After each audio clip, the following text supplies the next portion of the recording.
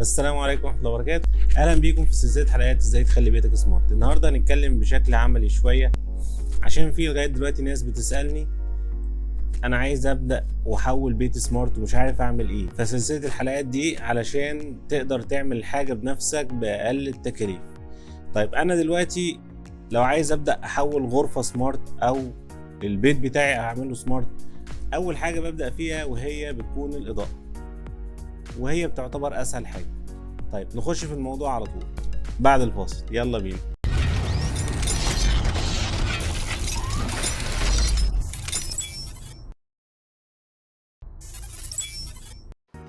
علشان تحول الاضاءه بتاعتك لاضاءه سمارت، طبعا احنا بنفترض ان الشقه بتاعتك بالفعل اوريدي تأسست ومش محتاجه تاسيس، فالطريقه اللي بنتكلم بيها دلوقتي تنفع لاي شقه تاسست او لسه ما تاسستش. عندك 3 طرق علشان تقدر تحول الاضاءه بتاعتك سمارت. رقم 1 ان انت تجيب مفتاح التاتش اللي بيتركب في الحيطه، بتبدل المفاتيح القديمه اللي زي دي كده اللي هي زرار بتدوس عليها وبتبدا تركب الوش ده.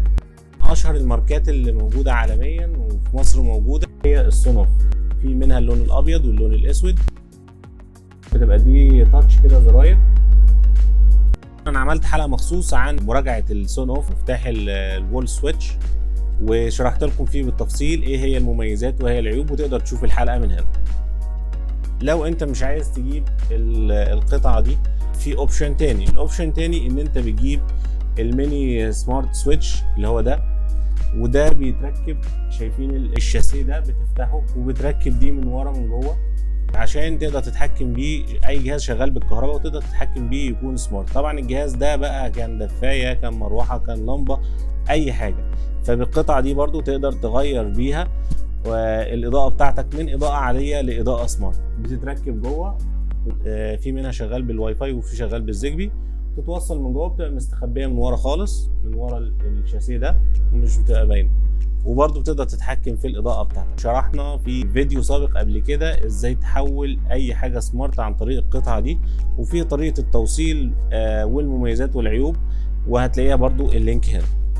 تالت اوبشن معانا عشان تغير الاضاءه بتاعتك برضه وتحولها لسمارت هي اللمبه نفسها، ان انت تغير اللمبه نفسها للمبه سمارت. اللمبه دي بتبقى في الغالب بتنزل يا اما الووز او بتنزل مسمار، وفي اللمبه البلحه، وبينزل سبوتات برضو. سبوتات بتبقى سمارت. طبعا هي شكلها زي اللمبه العاديه خالص الموفره، لكن هي لو اخدت بالكم مكتوب عليها ان هي شغاله ببروتوكول الزيجبي، وفيها طبعا الار جي بي. بتقدر تتحكم في الاضاءه نفسها، وتقدر تتحكم امتى تنور وامتى تطفي بالاوامر الصوتيه وعن طريق الواي فاي. طيب بالنسبه للمميزات والعيوب، لان انا ما اتكلمتش عليها قبل كده، المميزات بتاعتها انا ممكن تبقى اوفر شويه، وان هي بتديك طبعا الوان كتير جدا في الغرفه، فانت تقدر تحط اي لون وتغير الغرفه من باب التغيير المود، بدل ما هي كل مره الاضاءه بيضاء لا تخليها صفراء، لا تخليها حمراء، تخليها مع الصوت بتاعك بتتغير. هندي مثال على تغيير الالوان. اوكي جوجل set dining table color to red, change dining table to blue, set dining table to blue.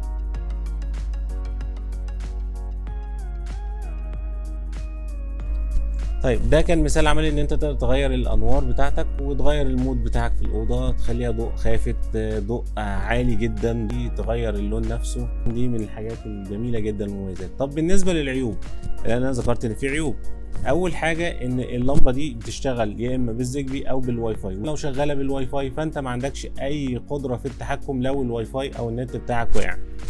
لو النت مش شغال انت مش هتقدر تتحكم في القطعه السمارت دي، غير في اللي انت هتفتحها وتقفلها بس من الزرار هنا، بتفتح وتقفل مثلا كده. العيب التاني ان هي طبعا مفيش فاليتي كتيره، يا اما بتنزل لمبه الووز، يعني مثلا اللمض النيون او اللمض اللي هي الكبيره اللي بتبقى موجوده في البيوت مش هتقدر تغيرها بالشكل ده، لازم هتحتاج لها حاجه زي كده، او الوول سمارت سويتش بتاع سونوف مثلا. دول كانوا اكبر عيبين لللايت دي او لللمبه دي للبلب. دول كانوا 3 اسهل واشهر طرق لتغيير اي اضاءه عندك في البيت لاضاءه سمارت.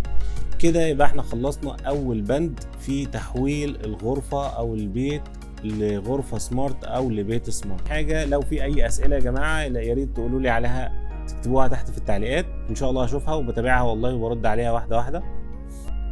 نتقابل ان شاء الله في الحلقة الجاية واحنا بنتكلم على ازاي تحول بعض الاجهزة التانية وتقدر تتحكم فيها. ما تنساش لو الحلقة دي عجبتك او اضافت لك معلومة جديدة يا ريت تعمل لنا لايك او سبسكرايب.